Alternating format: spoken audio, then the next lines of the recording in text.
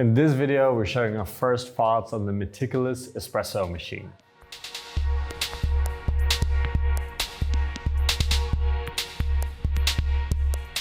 Welcome, my name is Patrick Rolfe and this is Coffee with April.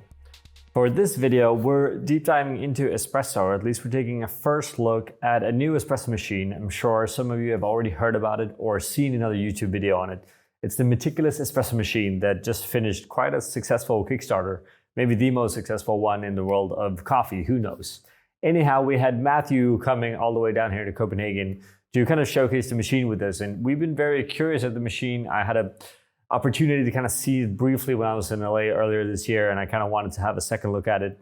So he brought it and we played around with it. And what we kind of want to share in this video here is just a little bit of those first kind of insights. Now, we should say we only spent a few hours together, so we don't know everything about this machine. But we did get the opportunity to try it, and until we get our own version of it, which is coming, together with that milk steamer, we just want to share those first impressions, right? So what kind of category does this machine falls into? Well, I think that's an interesting conversation. Price point, it's definitely not on the low end. It's also not on the high end. It's somewhere in the middle.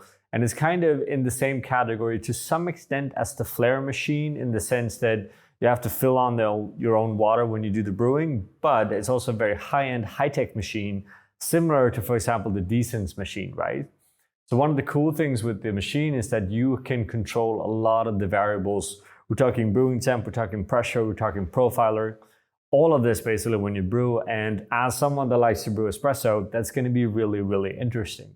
Now, the standard basket size, stuff like that, is all pretty much industry standard, really easy to use. And you can put in basically whatever filter basket you want into it. As you probably know now that April is using the Unibasket from Weber in our stores, which has been a really kind of interesting upgrade to our own espresso. And you can do a bunch of those features on this machine as well. Obviously, when it comes to home espresso machines, which I still want to say this is a home espresso machine.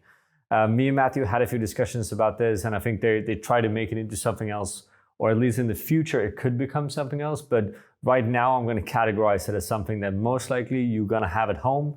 Potentially, a coffee bar could have it as some kind of espresso, kind of off-limited menu brewing thing in the corner. But I still very much see it as a home machine, right? And I think in that kind of context, it's interesting. One, because it looks really good. It's a kind of a beautifully integrated machine. Maybe a little bit too big. I think they can do it a bit smaller. But it still integrates really well in your kitchen or whatever. At first glance, you think it's the kind of espresso machine the fellow would put out pretty much if they ever made an espresso machine. So basically, it's a company that also really considered design aesthetics, which is something we appreciate here at April as well, right? So it's a good looking machine. Most importantly, it actually brews a really good espresso. Now, when we tried it, we were kind of limited to the grinder that Matthew had with him, one of the kind of smaller Lagom versions. Maybe not the best option when it comes to espresso brewing, to be fair, but it still gave us a good impression. And I think with the shots that we pulled, we're actually quite happy with how fast we could make actually a really decent shot of espresso.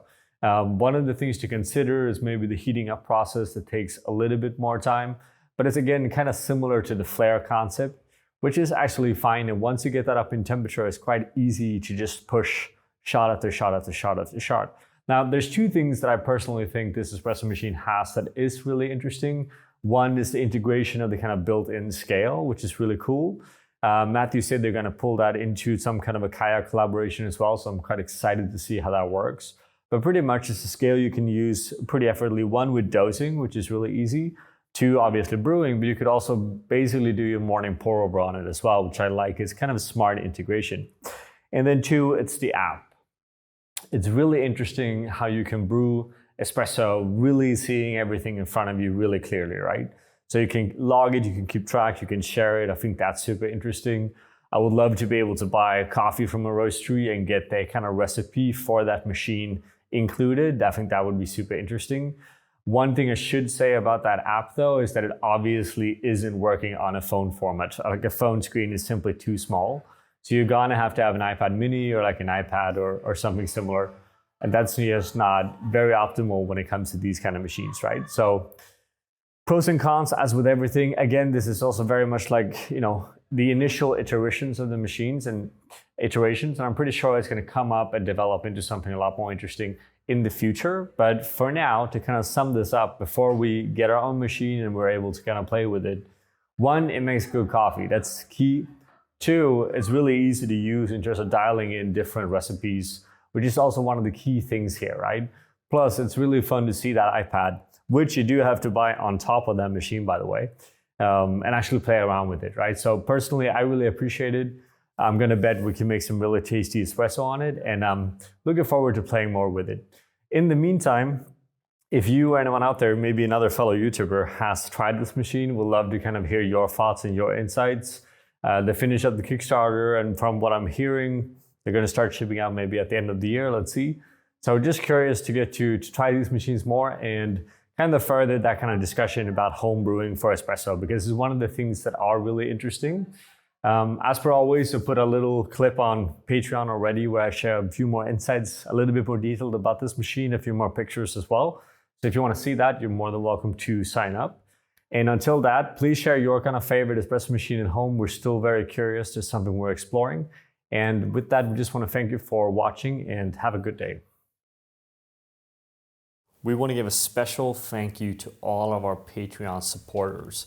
It's because of you that we are able to continue to make these videos. And we want you all to feel free to always come with suggestions and ideas on the content that you want to see, because we are doing this for you and because of you. Thank you from all of us here at April.